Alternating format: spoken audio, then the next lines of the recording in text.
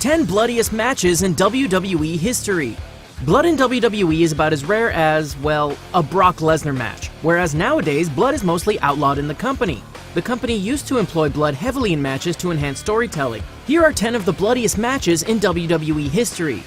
Bret Hart vs. Stone Cold, WrestleMania 13. Arguably the greatest match in WWE history, the submission match between Stone Cold and Bret Hart is a perfect example of how blood can enhance a story. In this classic bout, Hart whipped Stone Cold into a steel guardrail, causing Austin to bleed. Then the Hitman put the rattlesnake in the sharpshooter, and things really went up a notch. The image of a bloody Austin screaming in pain is the image of the Attitude Era, and the amount of blood contributed to that.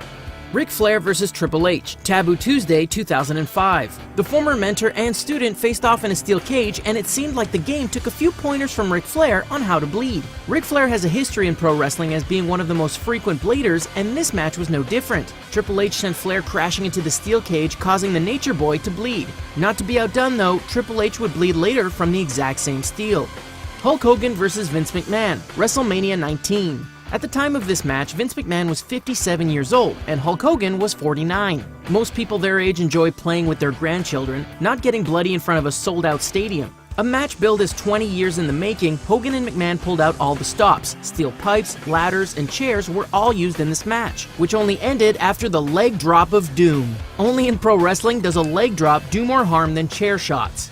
TLC match, Armageddon 2006. You know, the one where Joey Mercury got the cheapest, quickest, and most painful nose job ever? The blood in this match stems from exactly one hit, but it was just so insane that it earns its spot here. After Eminem set up a ladder for a superplex, the Hardy Boys reversed the tables and teeter-tottered a ladder smack into Joey Mercury's face. The blow destroyed his orbital bone and nose, leaving behind a pool of blood at ringside before being escorted from the match.